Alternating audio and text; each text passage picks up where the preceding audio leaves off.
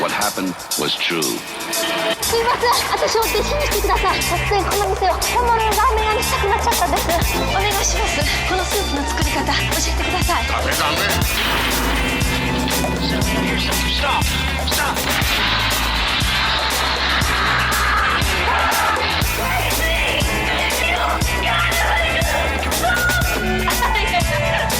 私まだ名前言ってなかったね。私、タンポポです。Come on, Franklin. It's gonna be a fun trip.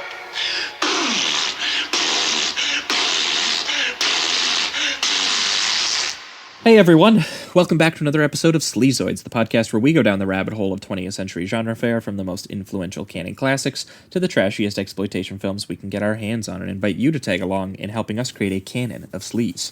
Each week is a double feature grindhouse style where we discuss two films loosely related by subject, genre, actor, filmmaker, or franchise, and at the end of each episode, along with our honorary Sleazoids, which you can become by subscribing on Patreon, Do it. we decide on all the official ratings and rankings for every film that we cover. Patreon subscribers also get an on-air shout-out and 2 bonus episodes every single month, which we have been doing for over 2 years now. So there is 50 plus. We're nearing, I think, 60 almost bonus episodes for anyone. So if anyone hasn't made the jump yet, there are a lot of episodes waiting for you over on patreon.com/Sleazoids podcast. Speaking of which, we had an absurd amount of people make the jump this week. So Yeah. Thank you, guys. as usual, I get to take a little bit more time with the names, but this week I really do have to rip through them, so I apologize. But people who signed up this week are Seamus Horan, Michael Halverson, Muya, Will Carroll, Luke Pajowski, Zach Lund, Michael Dorer, Jake Takes, Jack Sinbos, Evan Rowe, Aaron Kaufman. We're still going. Hardy awesome. Zabitzer, Angus Shaw, Jacob Block, Paul Ma, and Maxwell Dean. Sweet. Thanks so much to every single one of you for signing up this month. Yes, thank you. Hope you guys in your self-isolation are enjoying all of your extra episodes there, and we appreciate the support a lot. That's the one plug for the week. The other plug for the week always is Apple Podcasts. If you guys are listening on Apple Podcasts, and I hear the stats, I know you guys are out there, you guys should scroll to the very, very bottom while you're listening to this right now and give us a good old rating and review down there. It helps us find new listeners and climb the ranks over there, so we appreciate that as well. All right, but that being said, those are your plugs for the week. I am your host, Josh Lewis, and joining me as always is my co-host, Jamie Miller. Welcome back, guys. As you can probably hear, we are still in the quarantine zone. Yes, we here are. at the Sleazoids podcast. We are quarantining even from each other. So again, the show might sound a tiny bit different. The rhythm might be a tiny bit off, and it is because Jamie and I are recording remotely here. Yeah. But that being said, this is our 3rd episode recording remotely. So some of you should be familiar with it by now. But 2 weeks ago would have been the last time you guys heard from us, where we were feeling a little bit grim about the situation. So we went a little apocalyptic, and we had a friend of the show, Esther Rosenfield, on for the second time to talk about John Carpenter's Prince of Darkness from 1987. One of his most surreal, almost bordering on Italian surreal horror for John Carpenter. Definitely a very scary movie we had a lot of fun talking about. And Esther paired it with in a kind of interesting double feature about the idea of VHS-based sort of tangible video horror. We talked The Blair Witch Project to kind of coincide with the VHS dream sequences that sort of take place in Prince of Darkness. Yeah, and I especially liked The Blair Witch the second time through. It really holds up well. Yeah. It was really fun talking about both those films with Esther. So if you haven't heard that was 2 weeks ago. Any podcast listener of choice, that episode was available on. And then last week we we talked a little bit infectious disease pandemic horror, which might have seemed a little bit tasteless now that things have gotten a little bit more serious. But we planned that episode like 5 or 6 weeks ago. We promise. before we quarantined. And so it was a weird experience having to record an episode on David Cronenberg's Shivers from 1975, where an entire apartment complex is overtaken by an infectious venereal disease that is also a blood parasite. Orgies everywhere. Yeah, and also we had the tough stance that Jamie and I had to make of Sleazoids officially recommends no orgies during this time. Yes. Also, that's our number one tip. We paired that with Rabid 1977, so we talked early David Cronenberg, some 70s Canadian infectious disease body horror stuff. So if you want that episode, because you're a weirdo like us, you want to scare yourself even more, /Sleazoids podcast is where you'll find that episode. But moving on here, we for this week have brought on another special guest to talk about another big heavy hitter film that we haven't done, because we didn't do Prince of Darkness or Blair Witch Project obviously until last week, and I had been meaning to do both of them for a while, but I was kind of saving them. I knew someone would want to bring them on someday, and same goes for the central film brought on this week. But we have special guest Twitter user MinovskyArticle, also known as Casey. Casey, how are you doing? Well, I'm gonna have to correct you. Unfortunately, it's MinovskyArticle. Oh, MinovskyArticle. Yes. It's a bad Gundam pun. Okay. See, I haven't watched enough Gundam. That's okay. But yeah, Twitter user MinovskyArticle, aka Casey, and I am doing really well given the circumstances. Yeah, that's good to hear. All right, Casey. The way that the show goes is we have the guest bring on the two films for the week. So, which two films have you brought with you this week, and why do they pair together? Okay, so I looked at what your show usually is, and it's a double feature programmed by a guest, as you said. And I kept racking my brain about what to bring on, and I was going through the list of movies that you had never hit. And I was astonished to see that Texas Chainsaw Massacre was on the list of, not dones, but that's to my benefit. But I made the decision to do a pairing based on a very loose association with food. There's some other justifications coming up too. So I chose Texas Chainsaw Massacre and the ramen western Tampopo. And I chose them because A, they're both films that are really meticulous about meal prep. B, they are both films about life-changing encounters with strangers that wander into your house. And C, they are now both things I miss in quarantine, being restaurants and road trips. So those are good reasons. So we're going to be talking about Tobe Hooper's Texas Chainsaw Massacre from 1974, and you might need to correct me on the pronunciation here, but Juzo Itami. Itami, yes. Tampopo from 1985. And yeah, my guess as to the pairing had to do with working class food production. Yes, absolutely. And maybe also really gross sound design. One a bit more nihilistic than the other. Yeah. Yeah, maybe also really gross sound design, what with the slurping of noodles constantly and then the slurping of body parts in the other one, Yeah. I mean, slurping just lets people know you enjoy the meal. Exactly. Yeah, there is definitely a strange sense of pleasure taken in food and food production happening in both of these films. Yes. It's just the actual content of that food is slightly different. But as Franklin says in Texas Chainsaw Massacre, you would like it if you didn't know what was in it. Well, and they both have scenes that might potentially upset you regarding how the sausage is made. That's true. Yeah. That is true. Yes. All right. Well, that's as good as any introduction as we're going to get, so I think we're going to jump into it right now. We are going to start with the Texas Chainsaw Massacre. Oh, yeah. Chain and saw being two words. Thank you very much. Yeah. So, here's something. Stop.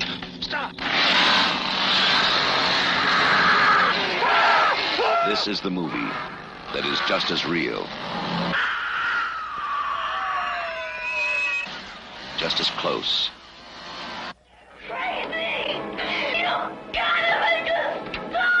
just as terrifying as being there. Even if one of them survives, what will be left? The Texas Chainsaw Massacre. After you stop screaming, you'll start talking about it. All right, so we are talking the Texas Chainsaw Massacre, the 1974 American horror slasher film directed by Tobe Hooper. Maybe you heard of this. Perhaps you heard of this one. It stars a bunch of relatively unknown actors at the time, but in the lead role it has Marilyn Burns, who would go on to be in some other Texas Chainsaw movies, as well as Tobe Hooper's follow-up film, Eaten Alive. Most of the others would go on to not honestly be in too much after this one. Well, as I discovered yesterday, though, Ed Neal, the hitchhiker, had a very robust career in the early 2000s and late 90s doing anime dub voice work in Texas. Really? Amazing. That's awesome. I also remember, I think he's in Oliver Stone's JFK, but I can't remember what he is in that. But yeah, he played Dr. Robotnik in the anime Sonic movie, so... Oh, wow. Oh, my God. That's killer. I mean, he does have a very animated performance, so I could definitely see him doing, like, cartoon voices. Mm-hmm. Absolutely. Well, where to begin with Texas Chainsaw Massacre? I guess we could begin with... That opening shot is setting the tone pretty well, I'd say. Yeah, well, and I would say that the thing to note about Texas Chainsaw Massacre, I mean, that, it is an incredibly cheaply made film. It was shot on, I think they said it was something around $100,000, maybe even less than that, actually, and the rest was spent in editing. So they kind of shot this very, very independently, and with the idea in mind of getting a PG rating. What? Which they kind of fucked up on. I would say so, pretty badly. We'll get more into that a little bit later. But the basic idea for this film, for the one person who listens to this show that maybe hasn't seen it, is loosely, it is sort of like the godfather of what would become the slasher formula, of the idea of a bunch of teens going on a little road trip, maybe hanging out and trying to get laid in an abandoned house, and they get picked off one by one by a sort of mysterious killer wearing a mask. And the thing about describing this film that way, though, is that is not actually what the experience of watching the film is like. No, not at all. The experience of watching this film is actually a lot more sort of enigmatic and almost abstract in certain ways. And it's in due partly because Tobe Hooper shooting on like this really textured, like dirty 16 millimeter photography that has like this really fine grain and low speed to it. So it's very low light, but he shot in like these beautiful Texas backwoods locations. Obviously, Tobe Hooper being from Texas, he kind of intended this as a bit of a love letter to his own state, as well as, one of the scariest movies of all time. Yeah, a very odd love letter, but I do love it all the same. It really comes near the tail end of a trend of American horror that really subverted kind of like what American horror was and the way that American movies kind of looked at their own society. A lot of people, or a lot of horror theorists anyway, sort of break off the two different movements into pre-Vietnam American horror and post-Vietnam American horror, obviously starting with things like Night of the Living Dead by George Romero, and Wes Craven's Hills Have Eyes and Last House on the Left. And basically, there were a whole series of events in the late 60s, including Vietnam, including civil rights riots, including political assassinations, and all kinds of atrocities that had a lot of independent filmmakers looking at the cultural and political landscape of the time and being like, America is a lot sicker and more atrocious of a place than we've ever known. And Hooper has basically said that the movement of those filmmakers and those ideas was a huge part of what inspired Texas Chainsaw, as well as the idea anyway that the monster itself being coming from inside the house, being part of American culture itself, was something that was sort of unique to the late 60s, early 70s. And also, he said that he was inspired too about the idea of being lied to about his government, about things that were going on around the world, including things like Watergate and massacres and atrocities in Vietnam, which is where he got the idea for the film you are about to see is based on a very true story. And also what he described as a lack of sentimentality and brutality of things, like watching the local news and seeing graphic coverage of like brains being spilled out and things like that. Which is why he opens his film with just like two decaying bodies pretty much fused together or whatever. Yeah, the slimiest bodies. Oh too. yeah, they're the most disgusting. And the lighting too, because he just sets in that kind of Texas heat right away, so it's all just orange and red and just oozing with body fluids. And oh my god, it's yeah. Nuts. There's these strange like scratching, high pitched like scratching sounds, and then the camera flashes, which reveal what the radio host is calling grisly works of art. Yeah. Which I think is a great way to describe the film that you're about to watch as well. And also like that leading into I think it leads into the credits, like the opening credits. And the opening credits are nothing more than just like this distorted red imagery. And it's just so grisly and gross the entire time. Yeah, it's a really dread-inducing mood and a tone to it that I think is still like modern. Like I always catch every time I watch this film. I've probably seen this film like 7 or 8 times now, but every time I watch this film, I'm always taken by how like this is like a film that like doesn't feel dated in any way. It still scares the crap out of me. In the sound design, in the look.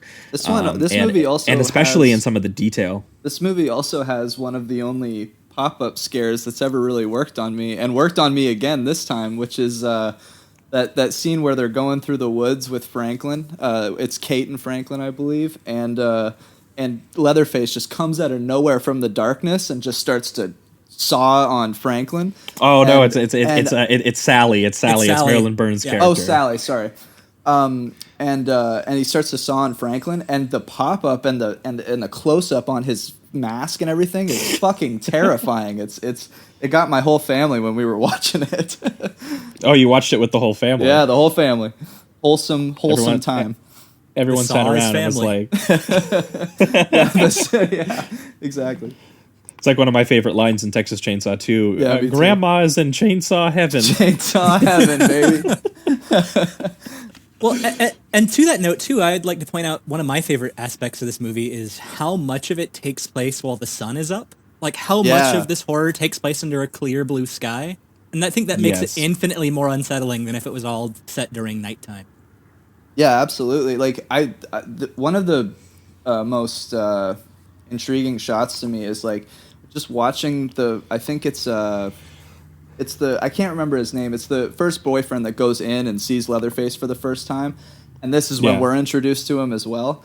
And all he's shown as is just this huge presence, you know? He screams, he hits the guy on the head with the hammer. And then we even have like him seize out and stuff, which just adds this really kind of gross effect. Yeah, that nerve twitch. Yeah. Oh yeah, it's just so like, ugh. It just creeps you out, and then the raw power of him just bringing the body into his lair and then slamming that huge metal door. There's just something about it that just brings such a powerful presence, and it scares the hell out of you.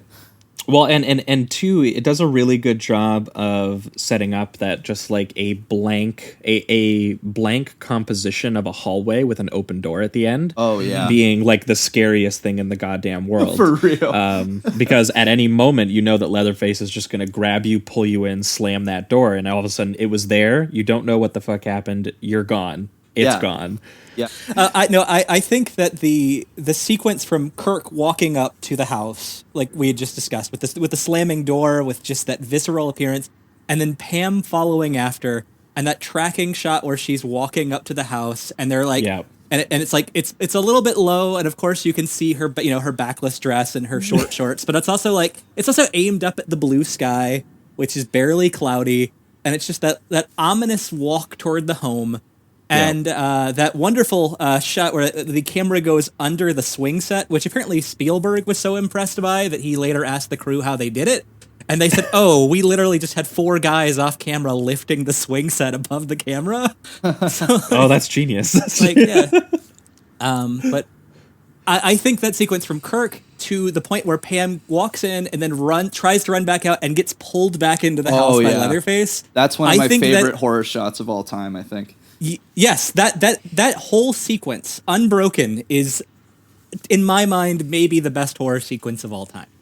Yeah, I think there's something to, like, because I'm used to, another prolific serial killer on screen, obviously, is Michael Myers. And the difference between these two is, like, the calmness of Michael Myers and then the absolute chaotic nature and spastic craziness of Leatherface.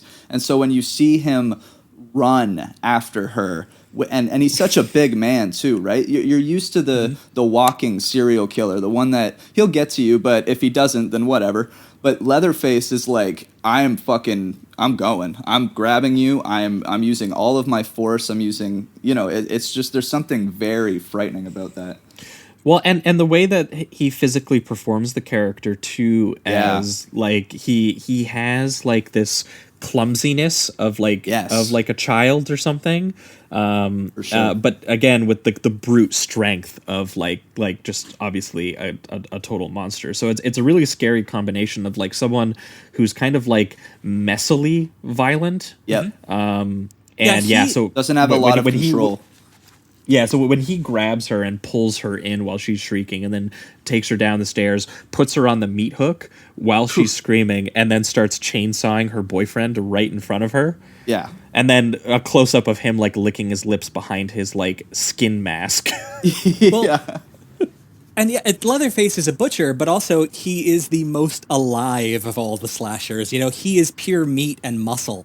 Yeah. He's... Absolutely. Yeah, and also, there's a little bit of sympathy for him, oddly enough, because there's the scene after, like, when the next person walks in after Pam and Kirk have been killed. Like, you see this like look of panic as Leatherface is like running around his house because he doesn't have his brother there. He doesn't have the cook there. No one's there to tell him how to handle this. So from Leatherface's perspective, this is a home invasion movie. Yeah, it's hilarious that you say that because when we were watching it with my family, they were just laughing that we were all just laughing about how it's like this is a big day for him. Like he's just been chilling in this house all by himself, and then all of a sudden like 3 people show up, and he's just killing and having a time. Like this was a huge day for Leatherface. So yeah. Well, and also after he brings the third one down, after he discovers the girl who he's put into the freezer, and he kills that guy, he goes back upstairs, and he seems like he's like stressed out, like he's like covering his ears in like the corner of the room, like he's like hearing voices or hearing sounds or something. And then also when it's later revealed and it gets into sort of like a thing that Hooper really, really loved to do in his stories, I guess based on his own upbringing, he really loved exploring like sort of abusive family dynamics in the South. That was kind of just like a big thing that you'll see across all of his movies. Like we're going to talk about some other Tobe Hooper movies soon too. And I was surprised to find it even in things like The Funhouse and in things like Eaten Alive. He really loves this idea of strange family dynamics and how a family unit sort of like copes, with things like, for example, in Texas Chainsaw, there's details hinted about the idea of sort of like outmoded workers, about every member of the family used to work at the slaughterhouse sledgehammering the shit out of cows until they brought in the bolt gun and anyone can do it. It wasn't really a skill anymore. And the gun's no good. The gun's no good. Exactly. So it's really interesting how he sort of shows you a sense of madness that derives from a sort of sympathetic displacement, like from something that you would understand, that you would be like, yeah, losing your job kind of sucks, man. And, not having any way to transfer your skills into another line of work also probably sucks. And then you see just the pure horror of what they have sort of transmuted those skills into. Yeah, exactly. Yeah, when they talk about what a great killer Grandpa used to be, that he's that's one of the freakiest scenes. But I love the cook's build up to this, where he talks about how, he was the most efficient killer. He doesn't. It's not about killing people. I mean, he doesn't refer to that. He's referring to killing cows, and he's like, he could do 60 in 5 minutes, and the only thing that stopped him was they couldn't automate getting the cows away from him enough in time, or he could have gone even faster. Yeah, well, and also when Grandpa is like given the hammer and being like, "Go back to your prom, Grandpa," like give her a swing, but he doesn't have like the bodily strength to really like do it cleanly anymore. It's so much worse to me, this idea that they wouldn't cleanly kill her, that they would let him messily and weakly try to kill her. It's the worst so part much worse. because it turns into it almost turns into like a torture thing instead of just a killing scene, because that and the sound design is unreal because they really give weight to that hammer. So every time he just kind of nicks her head and then hits the metal pan that's that's below her, there's just like such a cringe moment where you're like, oh god, you don't want to say kill her, but you also don't want her to get hit in the head with a hammer 10 times really mildly, So it's just like to bring in a line from the movie we're going to talk about next. They talk about killing animals. You have to kill them very quickly, or the blood will congeal. Right. It's so this isn't even about the enjoyment of the meat they're going to have. This is just the sadistic pleasure of killing for its own sake. Right. And also, just speaking on the grandpa, Toby Hooper, this fucked up idea where she meets the grandfather in the attic at first, and you think he's dead because he's not moving and he looks very dead, obviously. And then to reveal to you, 10 minutes into that sequence that he's sucking the blood to regain life. Just one of the most disturbing moments in a film. The first time I watched that, and it was in theaters actually. I got lucky because it was when we did that 3 years ago or whatever. At the Highland. we did it. We did a Halloween double feature of Silence of the Lambs and Texas Chainsaw on 35. Yeah, it was unreal. And when I saw that, I was just absolutely shocked. I really honestly didn't see that coming, and it chills me. It's just it's a way too that the film is just so, despite the fact that it is like a really clean, brisk 80 minutes, it is somehow still so peppered with small details like that. When they go into the house, and for example, there's dialogue set up early where they talk about, how in the slaughterhouse they never wasted a part of the body. They used the joints, they used the jowl, they used the eyes. They made use of everything so that it wasn't kind of like so they're making furniture with stuff. And so then when she goes into the house and you see, the furniture made out of human remains and made out of hair. The biggest one for me is that face mask that they turned into a light. That she sits at the dinner table and it's there the whole time, just right in front of her, and it's it looks like a shrunken head that's glowing like a sun or something. Yeah, it is so nasty. Well, and also Leatherface's wardrobe changes. Oh yeah, he gets all makeup on. Yeah, makeup. Yeah, he's got a suit. He's got a specific wig for happy homemaking. Yeah. Yeah, and again, it's a very Southern lady thing. Absolutely, it's stuff that's never actually explicitly addressed. It's just in the design and the detail. Yep. Is there's a larger sort of really scary implied history, and that's what you get when you get her run into the house and she runs up the stairs, and all of a sudden she finds Grandma and Grandpa upstairs, and she's begging for help, thinking she's found two old people who live in the house. And then they bring the grandfather down to literally suck the blood out of her finger and stuff like that. And it's just insanity. It's actually so insane to the point of because again, the actual plot itself is really simple, and a lot of the characters I think are sort of simply drawn. Yeah. And I think there are some people who I think don't necessarily see how that could then translate into a film that is actually transcendent, but I think it's in something that you actually feel watching this film. There's something so primal and elemental about the way that they've done it, that it does achieve this weird metaphysical terror, despite the fact that the film is really stripped to its barest tangible essentials of horror. It's really a lot in the style and the mood, which comes from, obviously, there's a lot of deep colors. Obviously there's that really hot Texas red and orange sun, but then when it goes into nighttime, and they're using these really low light film stock where it's difficult to see, so you can tell that they had to like really try to almost overlight it a little bit with some of the blue. I'm not sure what technique they actually used, if they just like opened up the lens, or like what exactly they did to it to achieve that like really harsh blue color that they get when it goes to nighttime. But like, for example, that sequence where she's running through the forest.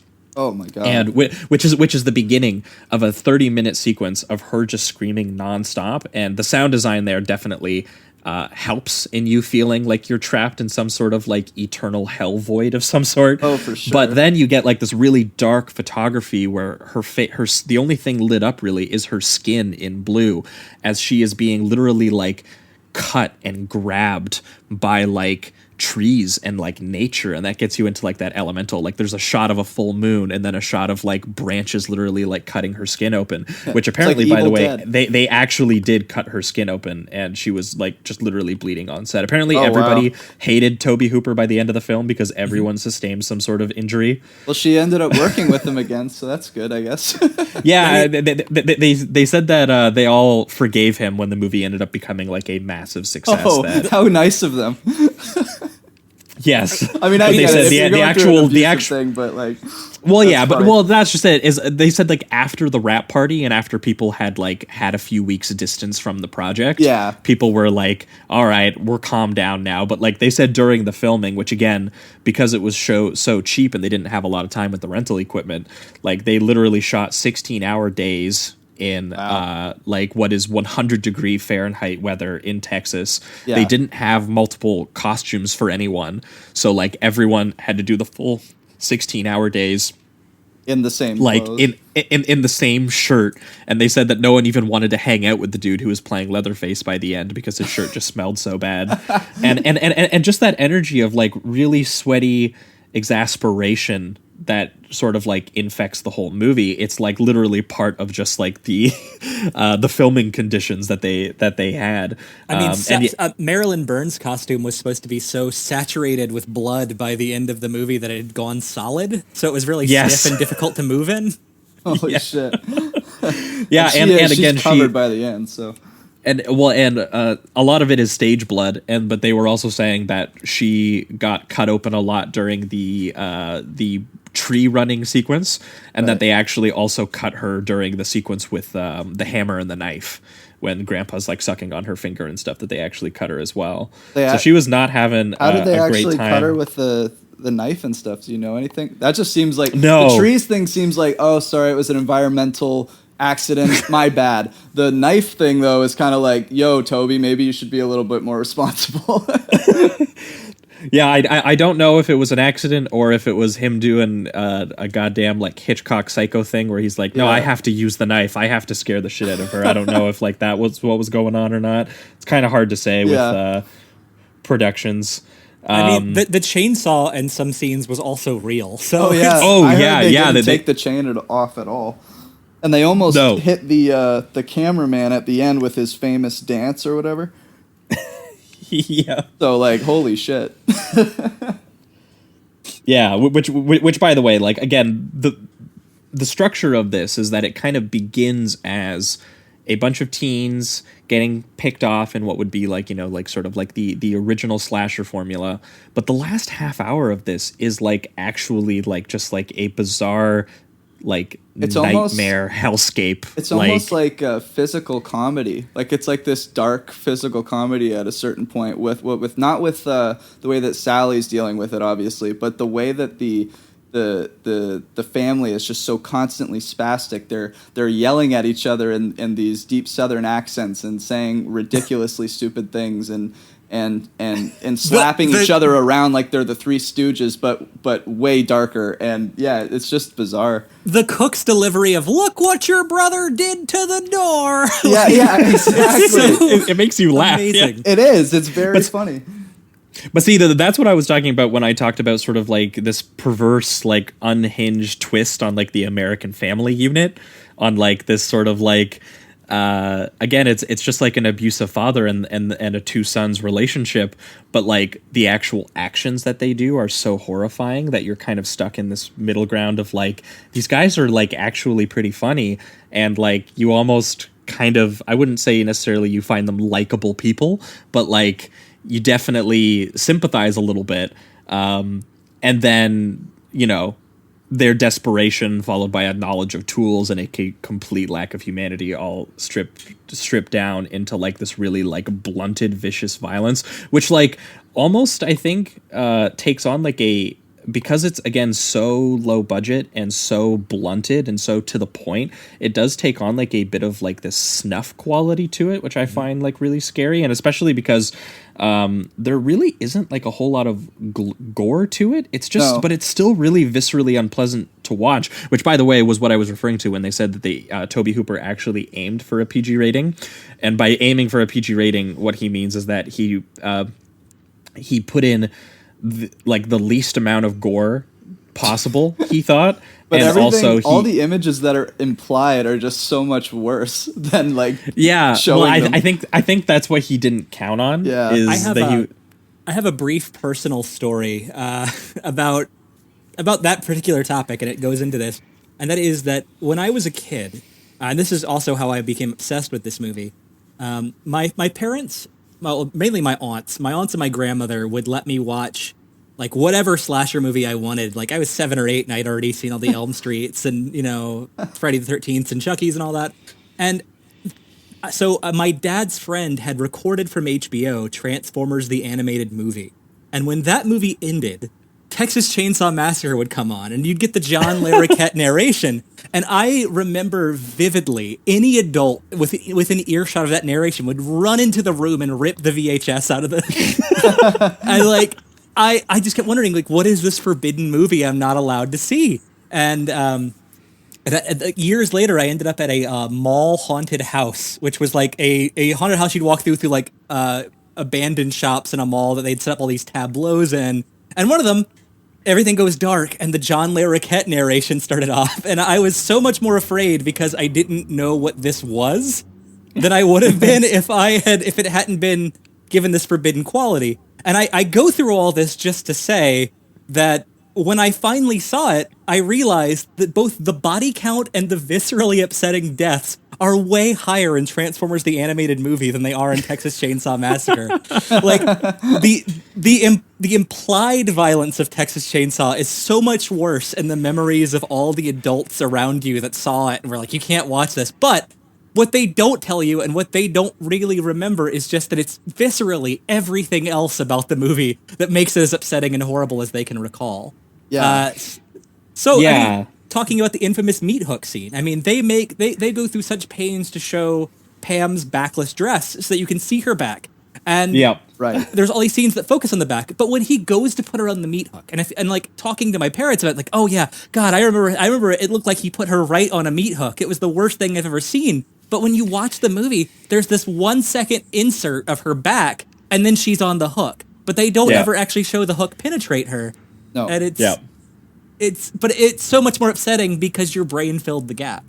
Yeah. Yeah, and also like just like the really dread-inducing tone that he set up, and the way that again he kind of blunts the violence and then adds like this sort of like abstract quality to it at the same time. Like it's a very like vicious, ferocious movie. It's just not as detailed with gore shots as people like to remember that it is, which is so funny because, you know, he limited the amount of gore shots that he could, and he also put no nudity. Which for a slasher film, and especially even later slasher films, he would include nudity. You could tell that he stopped giving a shit about that because he was like, they're going to give my movie an X rating regardless of what I put in it after Texas Chainsaw. But it was funny when he was like, yeah, man, this is just a PG movie to me. This is fine. All the like textures of like rotting flesh, like melting in the hot sun. And then faces being turned into furniture. Yeah, meat hooks, even just shots of meat hooks and shots of skin edited together is enough for you to be like, God damn it, I hate that. I hate it. I hate everything. Even the first scene with the hitchhiker, like he's got this uneasy meth head vibe, and like even his like really spastic nature, you know, he's doing weird things the whole time, and then eventually cuts one of them with a knife. So like even that is far more frightening than just watching a serial killer stab somebody over and over again. It's these like unpredictable characters that make it so scary, because you truly do not know what these guys are going to come up with next. Yeah, and not only is it unpredictable, but there's a sense too of like a sort of like inhuman, I wouldn't say like strength, I guess, but like there's that bit where Franklin, after he cuts himself in the car, he's talking to one of the other kids and he says, do you think that you could do that to yourself? Oh, right. Like cut yourself. And then he almost seems sort of like impressed with him, where he says, I think it takes something to do that to yourself. Yeah. So there's this Something's kind of there. like, yeah, there's this quality to them that's like they are doing something that people maybe shouldn't be able to do. And then it also coincides with them talking too about like astrological evil and like seeing things. And it really does just lead to the, like, what again is a really focus on like the physical and the elemental, and like this is all grounded in very real things that are happening, but there is a psychological perversity to it. There is like, again, it takes a psychological strength to do that to yourself. It takes a psychological strength to maybe do that to another human body, and that's why you get the focus on the human body, and then also like this just sort of like psychological, almost by the end it's like pretty much like mania. It's like a sensory overload by the time Sally has been screaming for 30 minutes straight, and that's been the soundscape. Oh, and also, by the way, the other thing on the soundscape,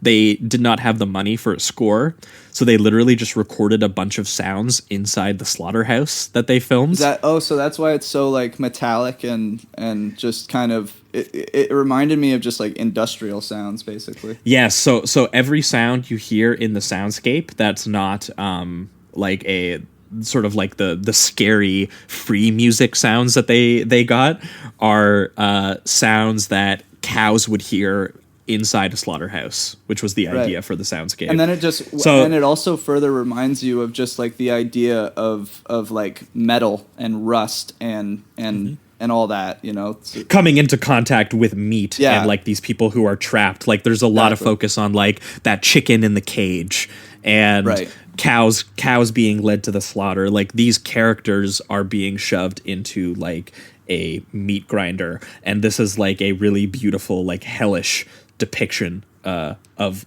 that, and beautiful in like we'll say a really disgusting way, because like as we get to like the big climax, when Sally's running out, she's covered in blood, she's screaming her head off. She's screaming in the middle of the road as trucks are driving by her. A giant truck runs over Ed Neal. I don't know what they used as the dummy there, but honestly, it's pretty good considering the budget that they had. Oh yeah, it crumples horrifically. Yeah, it really does. And I gotta say, there's his body just gets flattened. There's something to be said also just about how like chaotic the resolution of this movie is. Like it's.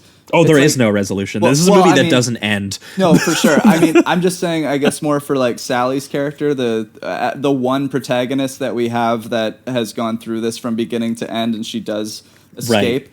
I just, even her escape is messy. Like, it's not just, oh, I found the trucker, I get in, and we go. It's find the trucker, he gets out, sees Leatherface, he runs back in, he goes back into the truck, the Leatherface gets him out of the truck, then another pickup truck comes. Like, it's absolute chaos, and it represents the entire movie so well, and it's just, I fucking love this last 15 minutes. It's unbelievable. Well, and that shot of Sally as she's riding away, like just laughing in pure shock and relief, like screaming. It is one of the best final shots in all of cinema. But also, it's oddly enough the shot that most slasher movies now are stealing from. Yes. Sure. The Strangers Prey at Night, Strangers 2 ends on that image, and then right after that, the latest Halloween movie ended on that image. Yep, driving away in the back of the truck. Yep.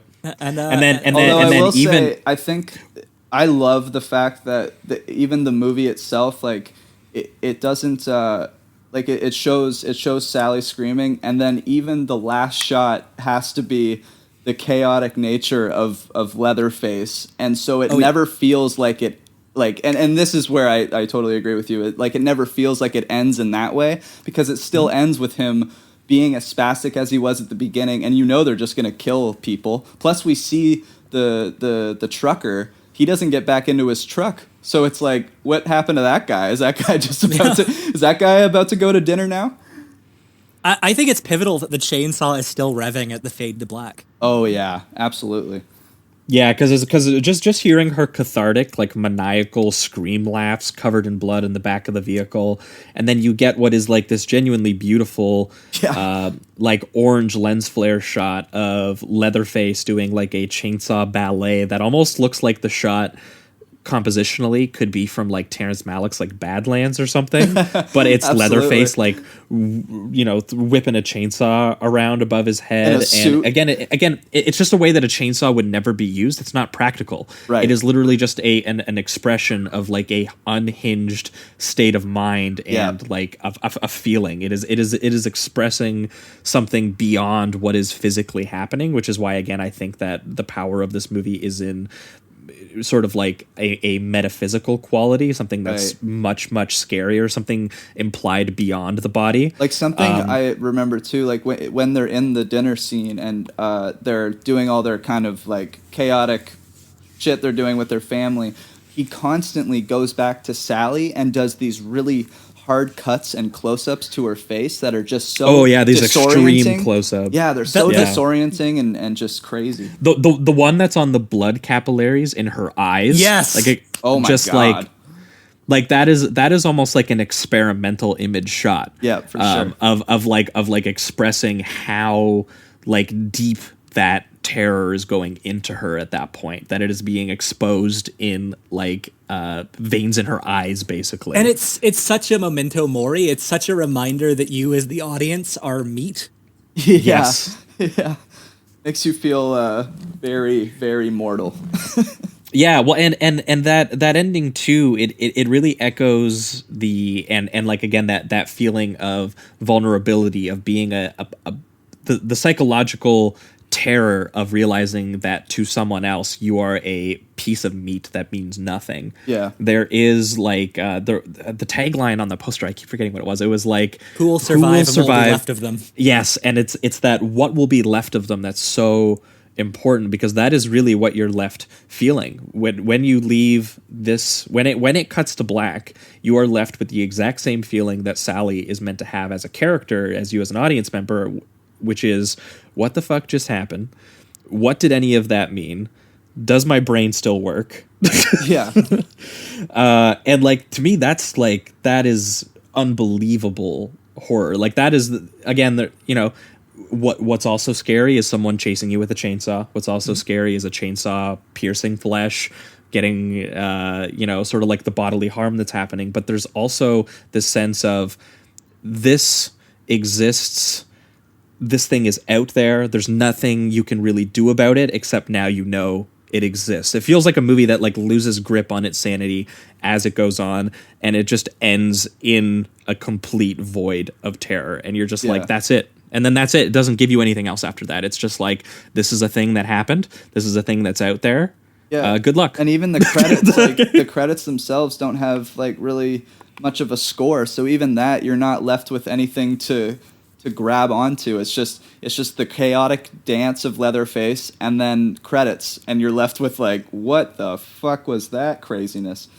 Well, and I wanted to bring up too real quick, because we were talking about the psychological power of, what it would take to do something like this to somebody. And on this particular viewing, I found it so interesting watching the Cook, Drayton Sawyer's scenes where he's talking about how I don't have it in me. I don't have a taste for the killing.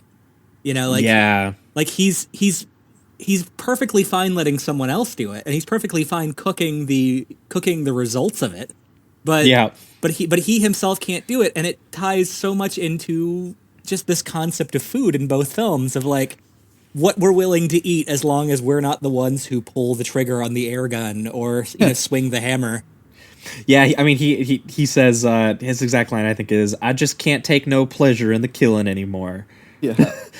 Meanwhile, like, they are, his sons are straight up like torturing a woman at his dinner table, and he's laughing. As he's like, "Get her, Grandpa, get her!" Yeah. But he just can't find no enjoyment.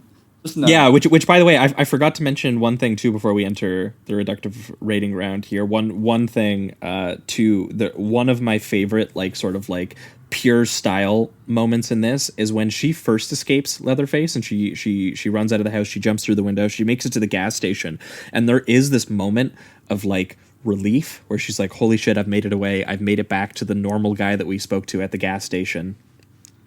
But there is an amazing moment that happens in here where she gets left. He basically says, like, I'm going to go get the truck. I'll bring the truck around. We'll get out of here. I'll help you out. Don't worry.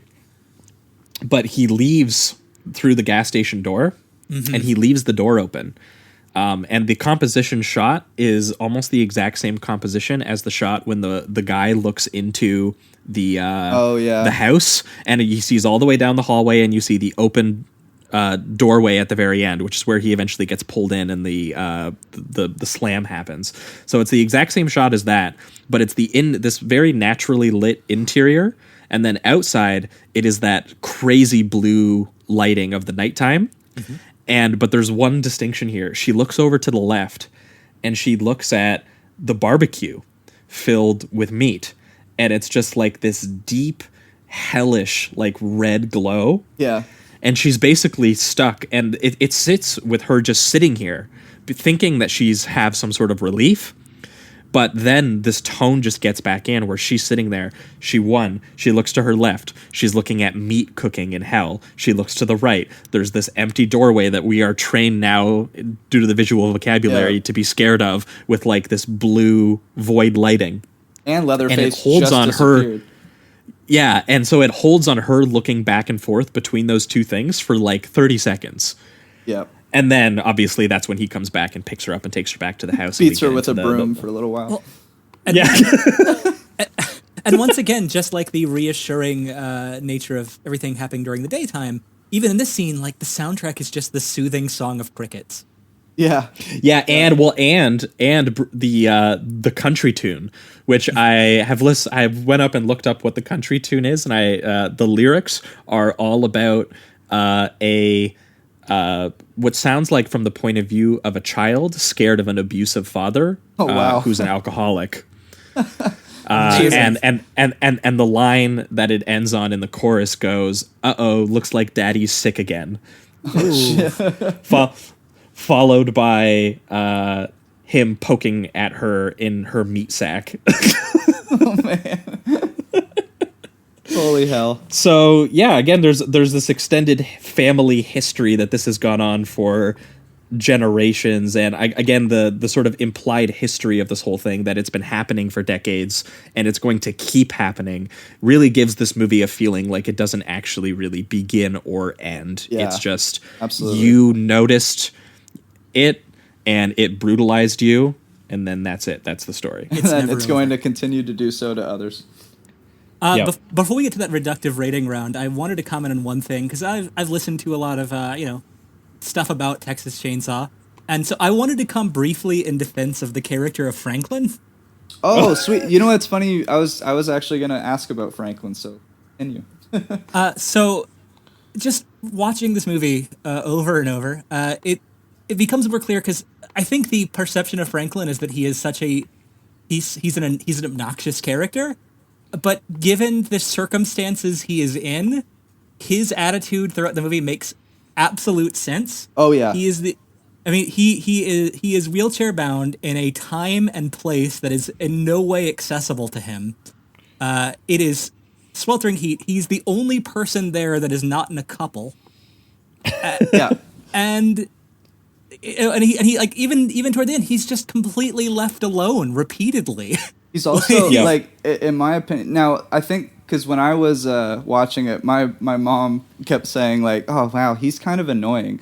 And I got what she was saying, because he does have a whining... it is the typical reaction most people have to the film, I feel like. Because he does have, like, a whining delivery to a lot of his lines, but the thing is, like, by this time, the guy has been cut by a hitchhiker that they randomly picked up that he did not, I think, decide... He didn't make that decision. And they move on so fast from that. Like, as soon as he gets cut, they're already going back to the zodiological charts. Yeah, exactly. And then and then they're ditching him, and it's his dad's like old place, so he feels like he wants to kind of join them at least a little bit in this adventure, and they go upstairs and they don't talk to him or try to help him out or anything like that. So at a certain point, I totally understand why he would be in this kind of miserable, a little bit whiny mood. And I personally find him to be the most like likable in a way. Well, I think that he's the least who's like a clear type of a lot of the other characters. Yeah. Like a lot of characters don't have a whole lot of personality to them. Like I think that they're solid. And I mean, Marilyn Burns as Sally, obviously. She's great. Her performance, especially as she is the one who gets to enter like the full out hellscape, the like dreamy hellscape it ends up actually going into, means that obviously she becomes her psychological perspective becomes extremely relatable as the movie's relentlessness just keeps going on and on. Yeah. But I will say that like on like a performance like detail level, I think that he is like the most like revealed character. Like he's the one who gets like the interesting lines about how like, you know, like the really moody lines about how, you know, you would like it if you didn't know what was in it, or being impressed by how that guy had the strength to cut himself. And like he has like an interesting psychological He's the only one like point thinking of view about it, really. The others are just kind of passively going through everything until they want to get laid. Oh, yeah, exactly. He's not thinking about that. Exactly.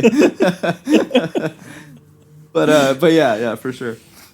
Yeah, so I definitely agree. I think that Franklin gets a little bit... I mean, I think people think a lot of the characters are just kind of, you know, dumb. Sort of like...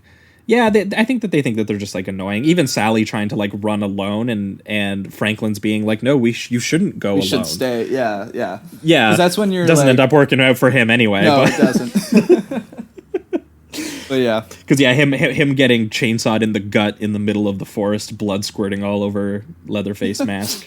Yeah, pretty gross not image. the best outcome for Franklin. But yeah, pivoting towards the reductive rating round. I mean, this is probably going to be super obvious to everyone. This is literally just 5.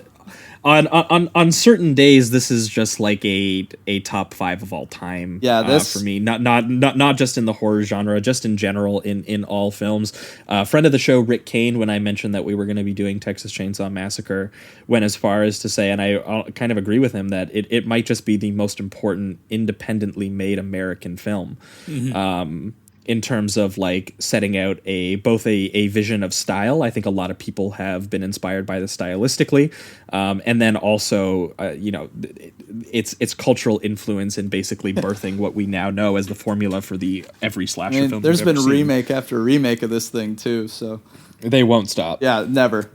They're gonna do prequels and sequels, and they're gonna have a universe. They pretty much do already. This is the movie you will forever think about whenever you take a wrong turn on a road trip. Like this is to road trips what Jaws is to beaches. Yeah, exactly. Yeah, so for all the reasons we basically said, this definitely gets the super easy 5, the highest 5 that you could probably give. But I think that it has just an amazing combination of being a very stripped down, sort of simplistic story that is so stylishly shot and cut together on its limited budget that it achieves something beyond its tangible qualities. And you know, its tangible qualities, like the actual sequencing of sort of like physical events are very vicious, and as I've said, they kind of take on like, they're very viscerally unpleasant despite not being gory, which gives them this very, I find, like realistic snuff quality that I find even scarier than maybe if he showed gore. And then also, again, putting it into just this like really elemental, primal, psychological headspace, and abstracting a lot of what you see into something that really becomes terrifying and disturbing and menacing in more of like a metaphysical way, I think is really, really impressive, and what has like had this movie actually stand the test of time. Yeah. From the radio broadcasts at the very running constantly over the opening credits with just vivid descriptions of brutality and murder and a grisly work of art. Yeah, and not just the fictional crimes. There's that crawl of just actual crimes on the radio that keep playing over the credits. And from there to that insert shot of the just massive pile of daddy long leg spiders with the squicky sound they added over it. Oh, God, yeah. This movie does a more exceptional job than anything I can think of as presenting America as a place that will eat you alive. And for that reason, I think it is the most American film. 5 stars. Yeah, for sure. I mean, like, all those intense close-ups of, like, things made out of human remains, or the capillaries on the eyeball, the meat hook, and then just, you know, Marilyn Burns' excellent performance of just pure terror. It actually reminds me a lot of what Stanley Kubrick would try to get out of Shelley Duvall in The Shining. Just like this pure psychological like assault, combined with Tobe Hooper's like sensory overload of some of his filmmaking, especially as it ramps up to like the completely unhinged finale. Yeah, it's insanity. I'm also gonna give it a 5. This might be my favorite horror movie. I'm not quite sure, but it's definitely like top 5 without a doubt. I really don't have much more to add. I fucking love this movie so much, and everyone needs to watch it if you haven't already, because it's a classic. So come on, and now, watch people. it again if you have. Come on. Yeah, come on now. Watch it 2 times in a row. Yeah. It took us too long to get to this one. All right, well, I think that will wrap it up for the Texas Chainsaw Massacre. We are going to be right back, and we are going to be talking about, on a bit of the opposite side of the food cinema spectrum, Tampopo.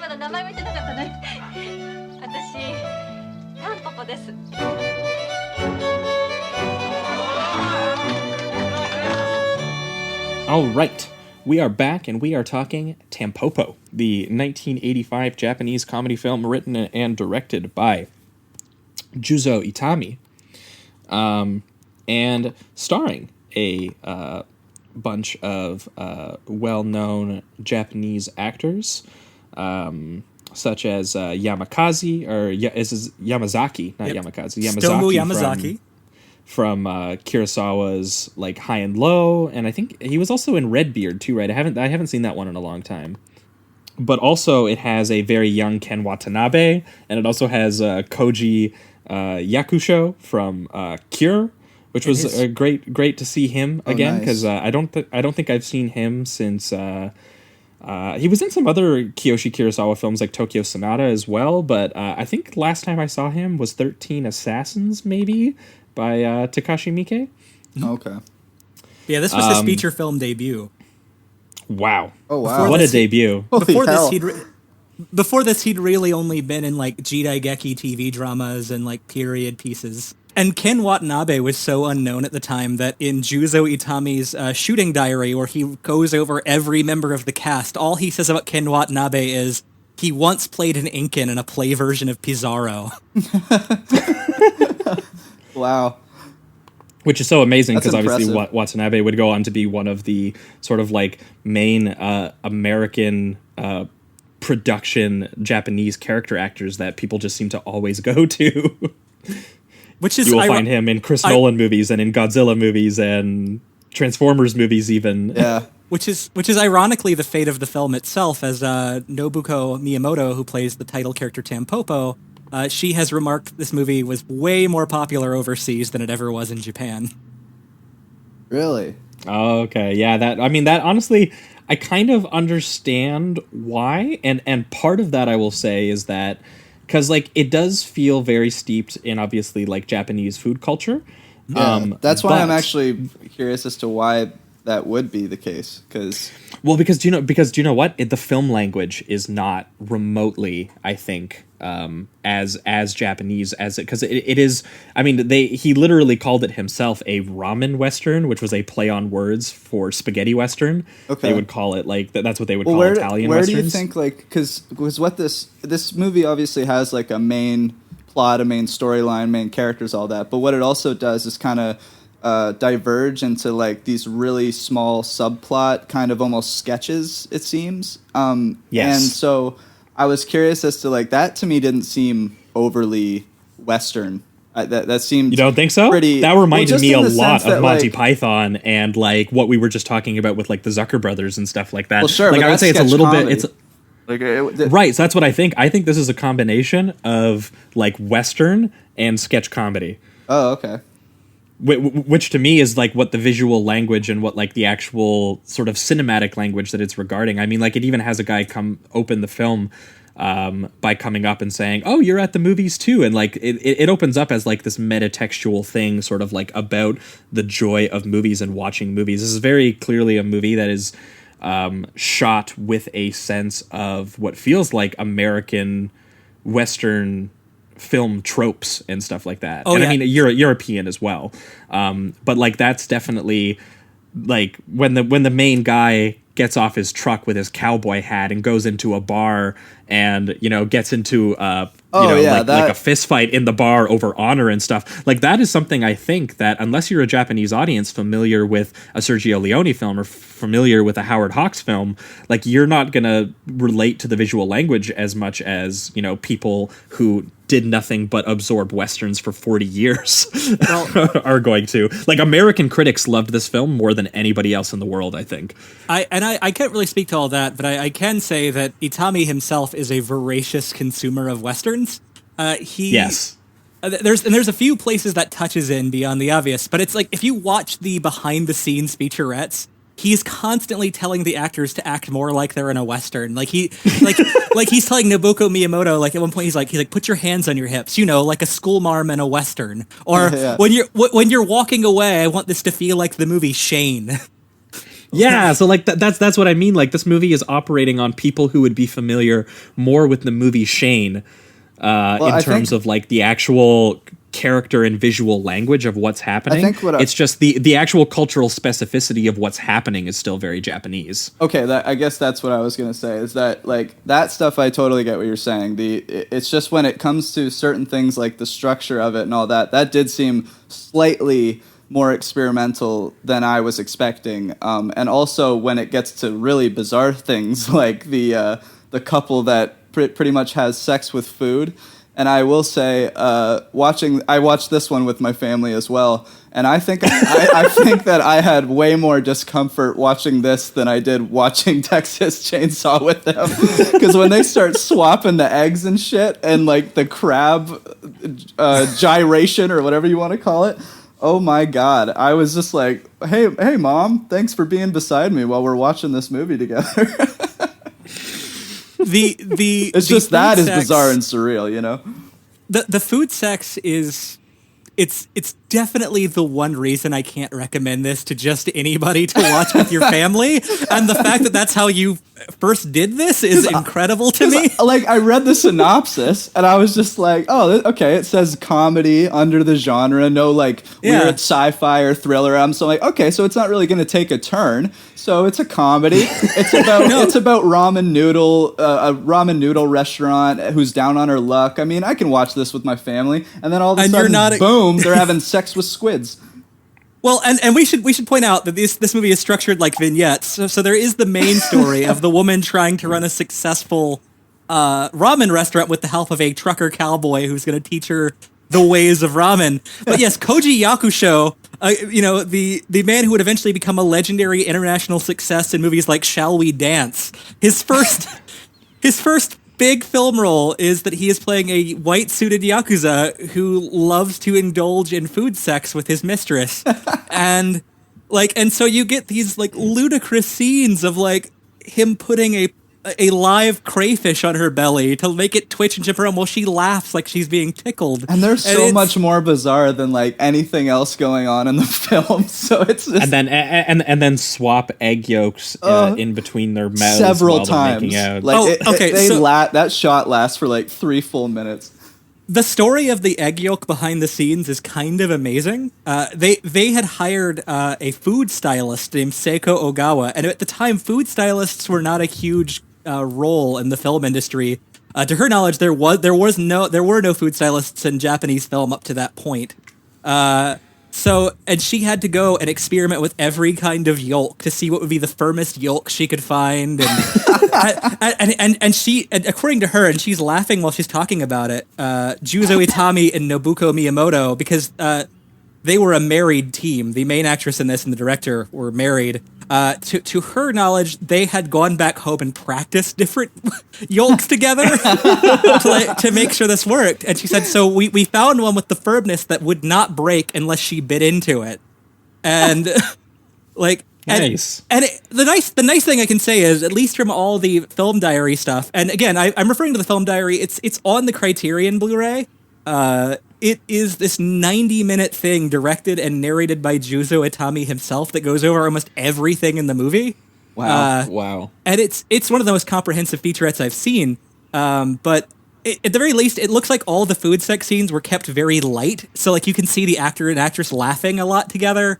And Right. And when she finishes the egg yolk scene, she's got it dripping down her chin and all over her dress. She like smiles and she goes, "This is going to be famous in the history of film."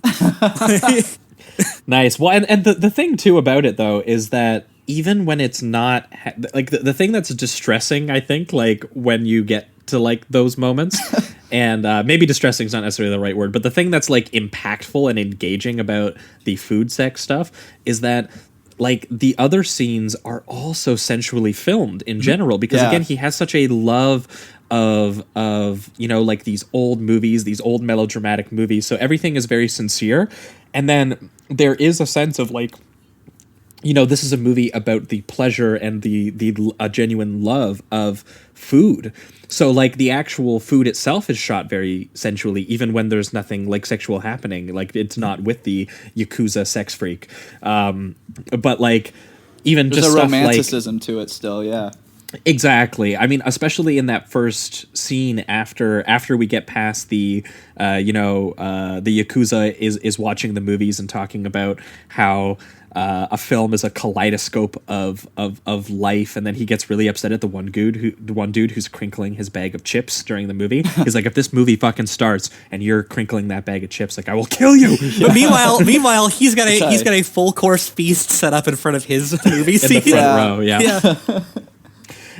But the first scene after that, when we're introduced to the truckers are reading a book, and the book is about a sensei who is teaching them how to cook the perfect ramen, and not how to cook it, actually, how to eat the perfect ramen, how to respect that ramen. And I love some of the lines that he has where he's like, first, you must contemplate the ramen.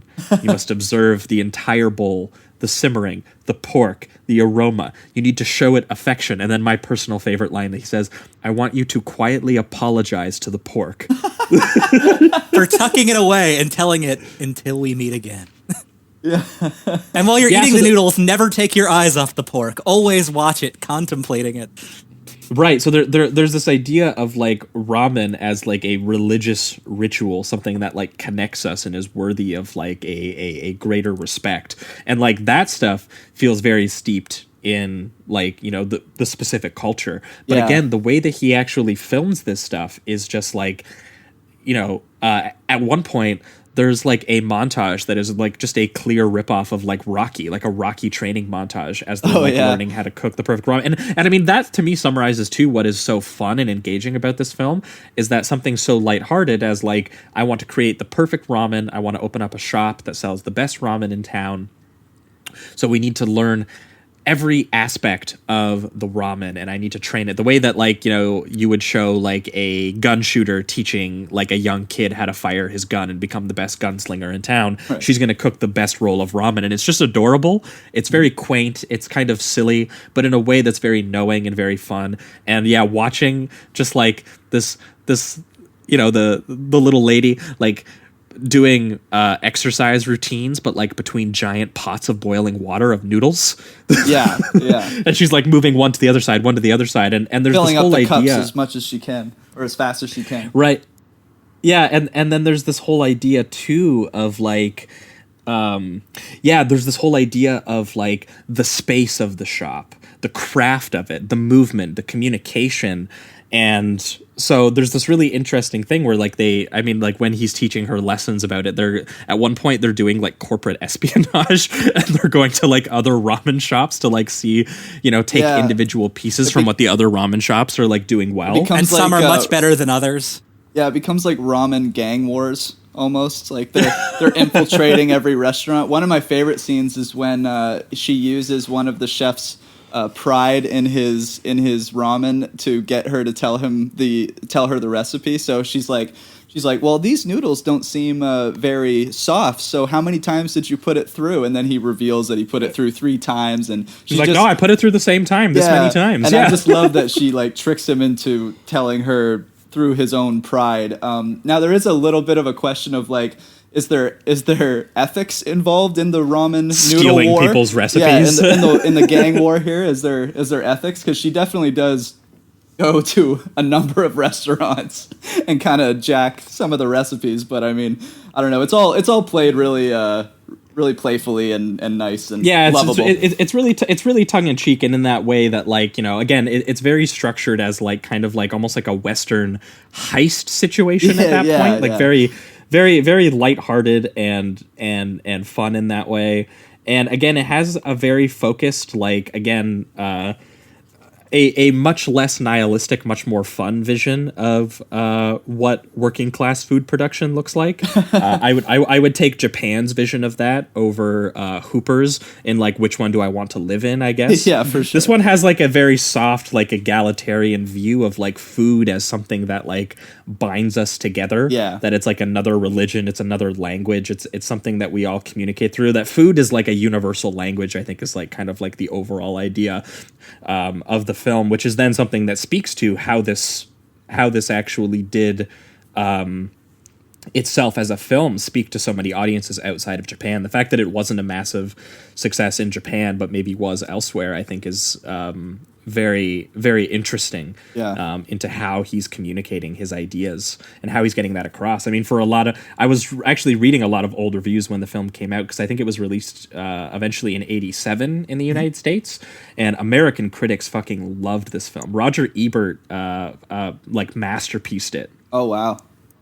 And was basically like, this is so steeped in Japanese culture, but like everything that it's speaking to was something that I felt was relatable, was something that I felt with food. And even though if I wouldn't do it with this exact ramen, it's just like, an entire country who has, like food markets and fairs and cooking competitions and food eating contests and stuff, that there's something in that energy that this kind of captures.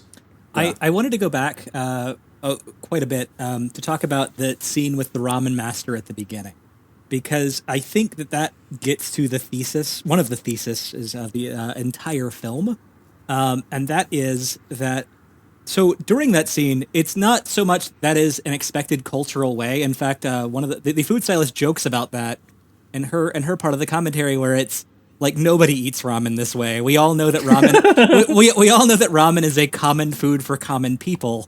Yes, so, that's a really important note too, by the way. Actually, we'll get into more of that later. But the idea that like that is such a obvious satire, and it would have been even for a Japanese audience, that scene. Yeah, and then it gets into so many of the vignettes touch on the ways that social mores and expectations get in the way of our appetites.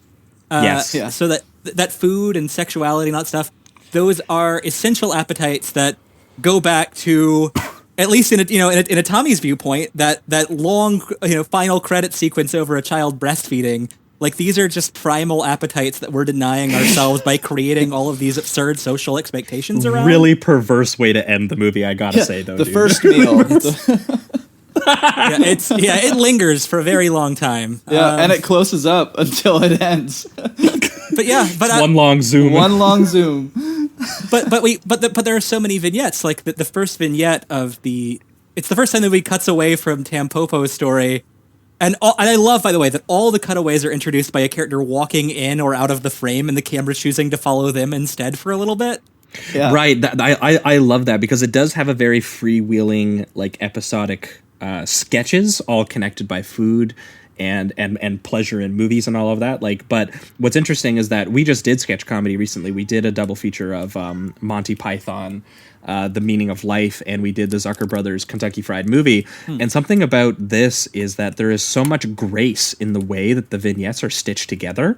And even just something like having a random character run through the scene and then the camera be like, what's that guy doing? And then follow him into his vignette is like really, really simple and engaging way to get you to move into the next scene. Very well done. Yeah. But anyway, continue. Yes. So the first vignette we go to follows a corporate party sitting down at a restaurant, and the president orders a specific food item, a specific set of items, and all of the older executives around the table just like fall all over themselves to order the same thing because it's expected that you're going to follow whatever the boss does and not make him look bad.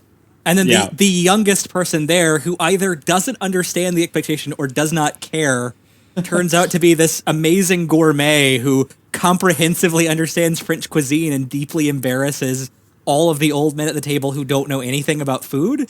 And that's such a wonderful scene too. And even just the little physical ways that Itami plays with that. There is a shot that I didn't notice the first few times I've seen it, and I've seen this movie several times now. It's one of my favorites. There's a shot where the younger guy is about to sit down before the boss does, and one of the older guys physically tears him out of his seat. Yeah, he grabs him by the neck and he just holds him up there. Yeah, that was great. Just, you hang here. Yeah. And then, of course, there's this ridiculous red shading of the faces, which Itami apparently took days to figure out the proper red shading. Oh man, yeah, that was very funny. You jump from that and immediately into another one about a woman trying to teach Japanese women how to eat like a Westerner, eat spaghetti without making noise. And then there's this slovenly Westerner to the side just slurping them up, and they're all going like, okay, that's the way it's done.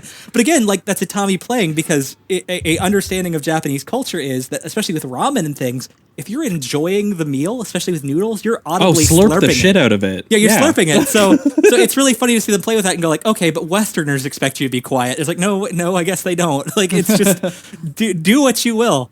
But there's so much in this movie that is just about responding to your appetites, and as long as all parties are consenting and understanding, including the very kinky food sex. Everybody in that scene seems to be enjoying having a great themselves. Time. Yeah, exactly. Yeah. The girl really did enjoy the crabs just going nuts on the belly, I will say. Exactly, yeah. But and we're not here to kink shame on Sleazoids. Absolutely not. We're sleazy through and through. I was like, we've talked about way more perverted people than people who just like to pour shit on each other while they're doing it. Yeah, no, but it is a very, very jarring scene the first time you watch the movie, though, if you did not come in expecting it. And I don't think anybody does. No, absolutely. I've never seen anything like it, I will say. But I wanted to talk real quickly about two, just because we didn't really introduce her in the beginning. TAMPOPO? Yeah, TAMPOPO herself, and Nobuko Miyamoto. So Nobuko Miyamoto is the wife of director Juzo Itami. She was the lead in every one of his films. Wow. Wow. And she always she generally plays roles of like in jobs that you don't necessarily expect women to lead in Japanese society at the time. So it's a big deal that she's a ramen cook. Her follow-up movie, which was a much bigger success, was a movie called A Taxing Woman, where she plays a tax agent in a time where there were very few female tax agents in Japan, and she goes up against the Yakuza with her skills of perception and deductive reasoning. Does she often play a very like sweet character? Because she's so good at this like very innocent kind of just very. She's trying her hardest to get this restaurant off the ground and all that. Like, do a lot of her characters have this innocence? She really wants to help people, like, too. Like, the way that she takes, like, the trucker in after he gets into that fight outside her shop and, like, feeds him the pickle, and he's a really big fan of the pickle. No, she has a pretty broad range. I would say that this is probably the kindest character she plays. Cool. Like, she's always generally a good person, but also, like, for an interesting follow-up to this movie, there was one of Juzo Itami's last movies in the 90s called A Supermarket Woman, in which the owner of the grocery store in this movie that chases down the old lady squeezing all the fruit, which I think is just a brilliant bit of physical comedy. Yeah. Maybe we can talk about that one a little bit more later. But that supermarket owner is the owner of a supermarket that is failing in Supermarket Woman, and Nobuko Miyamoto plays a widowed housewife who shows up and gives her expertise on how to run a supermarket that housewives will want to come to and trust. And so she gets to be the expert in a much later film, and a very similar structure to Tampopo. Awesome. And one more little thing, just a little fun trivia tie-in.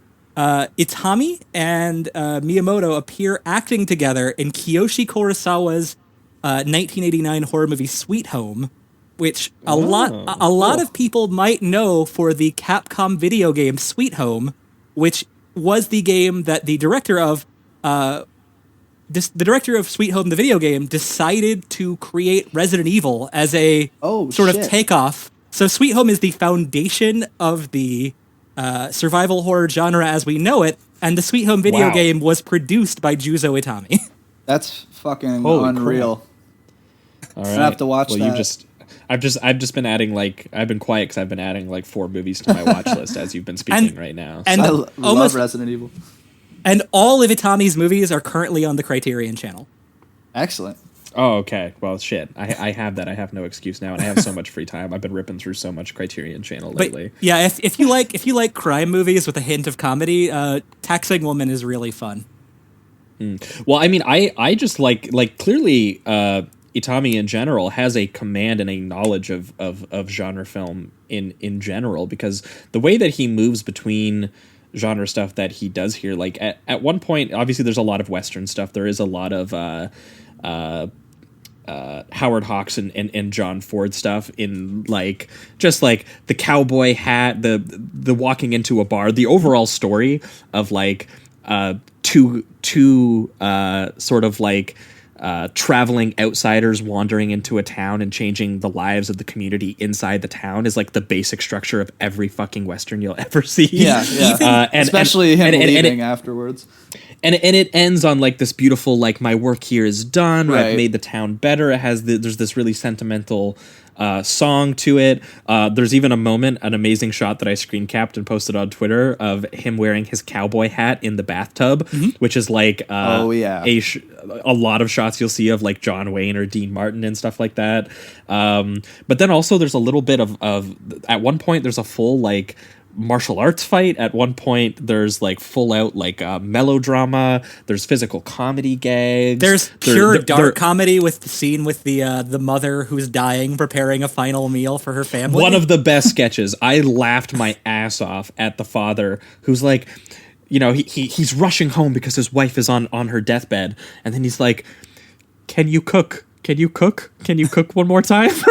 And she makes a meal, and honestly, it's a really beautiful moment too, where she is dying, but she is actually energized by the idea of cooking a meal. There is something sweet about that. It's that blissful expression she has watching her family eat that meal for the last time. Yeah, and then she dies at the dinner table, and the father's line that he says, where he's like, "Quick, it was her last meal. Eat while it's still hot," or so. Yeah. And then it even has just such small a good joke scene of almost tragedy with the Yakuza guy when he just gets lit up with that white suit. It just starts to, it's just red by the end of that scene. It's just oh my god.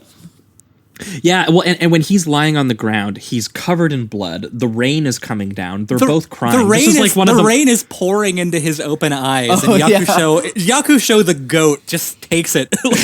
Yeah, well, and one thing is that the visual vocabulary of that and of that really melodramatic scene is so beautiful and so well done, and it would be so in place in a movie that's taking that moment very sincerely, and instead he's talking about the methods of killing a wild boar, skinning and killing a boar, and he's talking about taking the intestines and grilling them into sausage and eating them hot, and then she's talking about wasabi and soy sauce and putting it on that.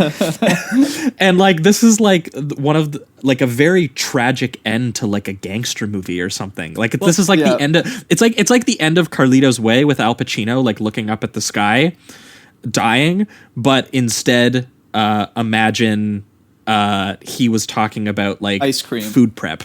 Yeah. and it's such a good joke, and it's so well done, and I think it speaks to something larger that I was reading the essay that comes with the Criterion, and they made a really compelling argument for this idea that ramen is actually sort of like a genre film in the way that it is something that is prepared for mass consumption and widely available. That it is something that is not seen as necessarily the most artful thing. And part of a lot of the jokes in this, as Casey mentioned, the opening joke about how he very artfully consumes the ramen and respects it and apologizes to it. Like that's that is something silly because ramen is like a very basic meal. Yeah.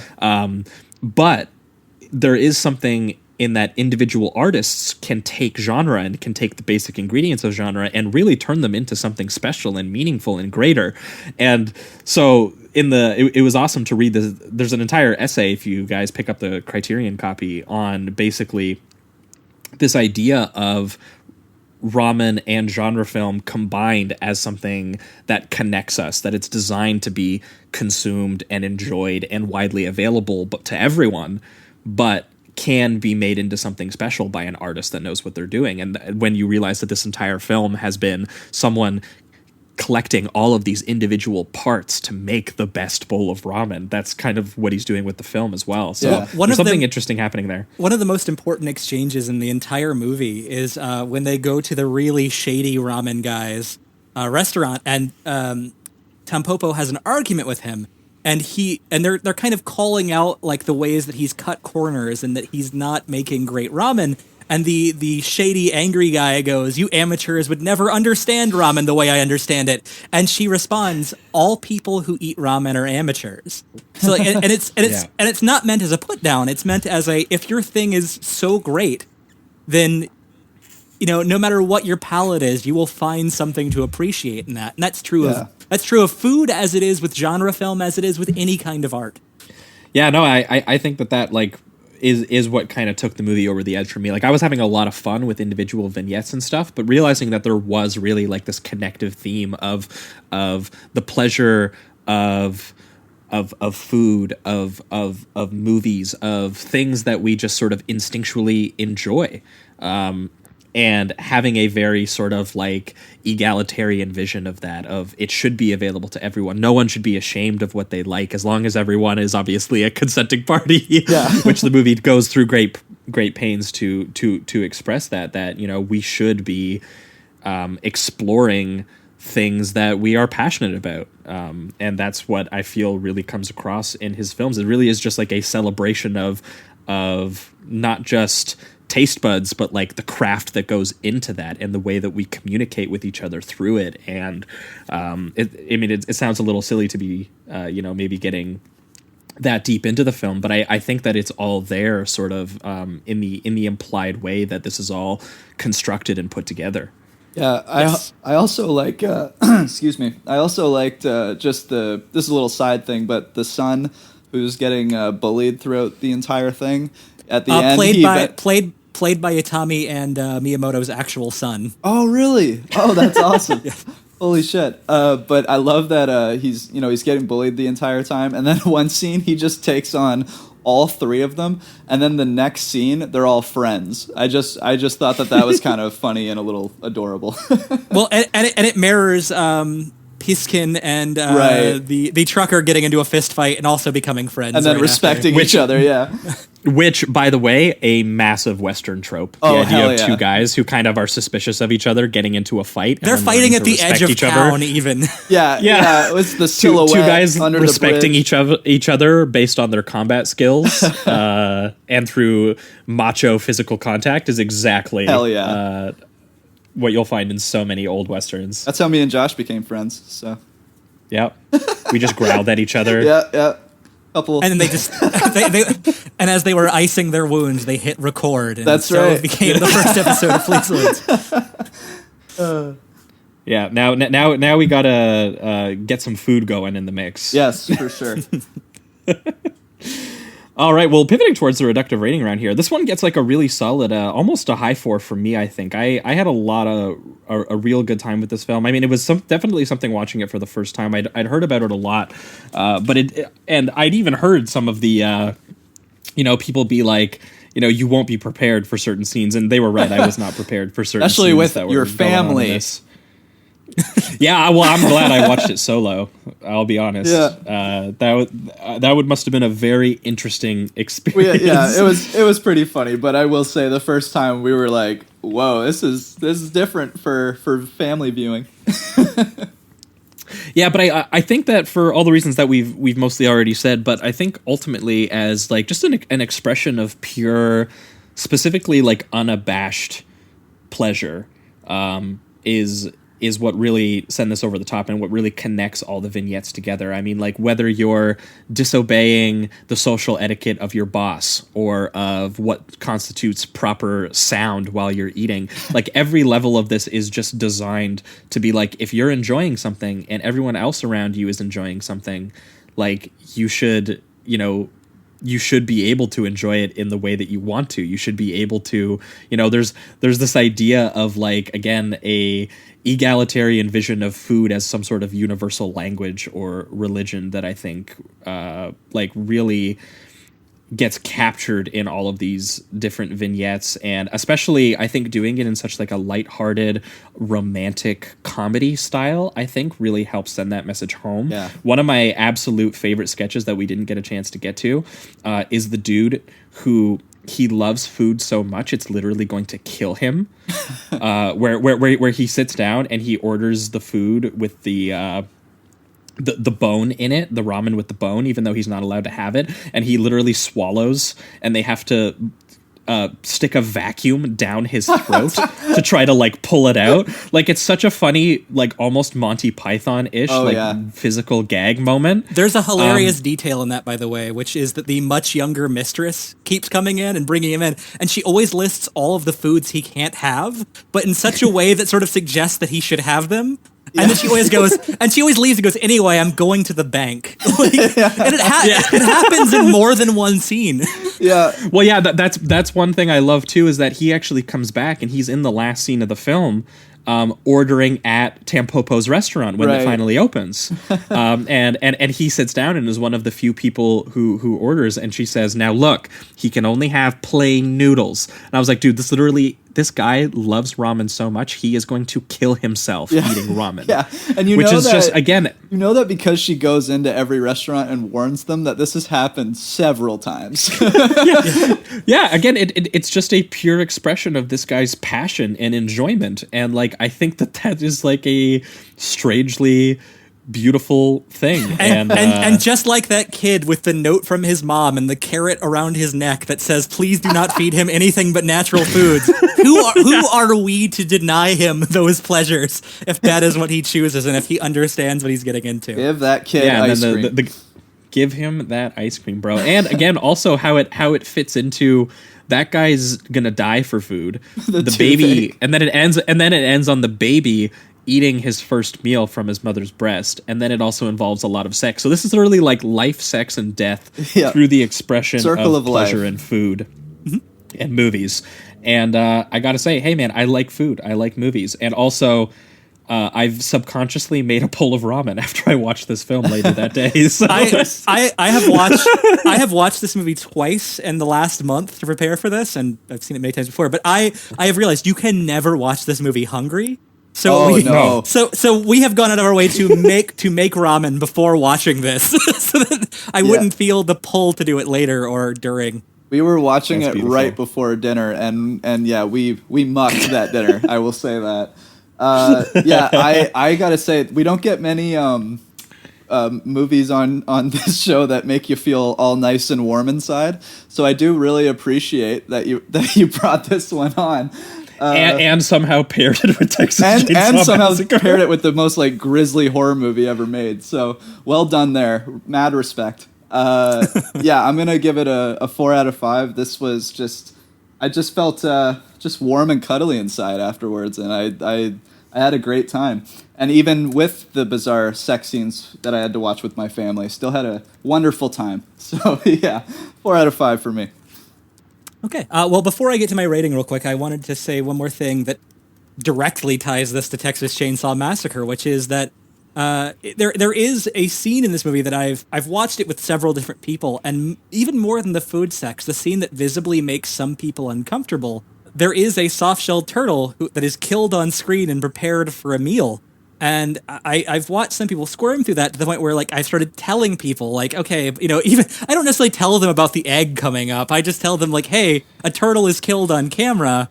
So, just if you have sensitivities to that, let me know, and I'll let you know when you can look away. I guess that's, there's different cultural attitudes and personal attitudes toward food preparation. But again, that ties into Texas Chainsaw Massacre and the discomfort you feel knowing that this thing you're eating was once alive. And are you comfortable knowing that if you eat it, without having seen what came before? Or, but anyway, moving on. It's true, man. I'm not a huge fan of turtle murder. I have seen Cannibal Holocaust, so that one. I was going to say that's literally one reason I haven't watched Cannibal Holocaust yet, because I know of the footage of real turtles being massacred. I will say the Cannibal Holocaust one is far longer, much more detailed, and just it's a bigger turtle too, so that doesn't help. It's like 10 times the size. It is, and it's not going to become a meal. No, yeah, they're just slaughtering the thing. So, it's much worse in Cannibal Holocaust. I actually completely forgot about the turtle thing. I think I just wiped it away from my brain there for a minute. But yeah, that was a pretty uncomfortable moment, I guess. But it's very brief, I will say. Mm-hmm. Yeah, it's again, they do one cut and then and just kind of move on. But it's there. It's there. But again, these two movies can make you rethink your relationship to food in any way. Oh, yeah. But anyway, Tampopo, I brought this on because this is one of my favorite movies. As you said with the Texas Chainsaw Massacre prelude, which is also in my top 5, both of these are in my top 5, this, for me, is the cinematic equivalent of comfort food. If I'm feeling bad, if I'm feeling blue, this is a movie I can put on the background and find some enjoyment in, no matter how many times I've seen it. It is a movie about craftsmanship by a master craftsman. Well acted, well directed, well written. Just so much attention to detail and so much attention to tone and the interconnectedness of the vignettes and theme. It is just a wonderfully cohesive piece. A fabulous comedy, and I've never shown it to anybody that didn't come away with it at least feeling somewhat entertained. I think it is a perfect movie, and for me, it is a 5-star film. Nice. Hell yeah. All right, well, I think that will wrap it up for this week's show. That was the Texas Chainsaw Massacre, 1974, at Tampopo, 1985. Thanks so much, Casey, for joining us and bringing these films on with you. I know you said at the top of the show you don't have anything you want to plug, but maybe people could, if they want more of your opinions, they could find you on Twitter, maybe? Yeah, you can find me on Twitter at MinovskyArticle. I talk about things I enjoy, and sometimes people like that. Well, do you know what? That was how I found you. That was how I found you for the show. I was like, you know what? I like what this guy's got to say. And I also like to talk a lot about horror, manga, and food. So these are all things that I feel like I've brought at least somewhat to the show. So if you like my discussion of these things, then you'll probably like the Twitter account. Hell yeah. But for our listeners, we are going to be back in 1 week's time, where now that we have finally hit the Texas Chainsaw Massacre, we kind of thought, shit, I guess it's time to do some Tobe Hooper. Yes. So we are going to do a double feature of Tobe Hooper's 2 follow-up films to the Texas Chainsaw Massacre. Eaten Alive from 1976, his kind of surreal alligator horror film. More food movies. Yes. Some more food going on there. And then we're also going to be talking about The Funhouse from 1981, which is his sort of Carnival House slasher film. So that's what you can expect as your bonus episode next week. Patreon.com/Sleazoids podcast. Once again, if you guys want that episode. But in 2 weeks' time, we are going to be back with 2 special guests, I believe, in 2 weeks. The sci-fi boys over at Podside Picnic are going to be bringing on the films Aliens, another massive one that we haven't done yet by James Cameron, the sequel to Ridley Scott's Alien, as well as the French film Delicatessen, More Food. Excellent.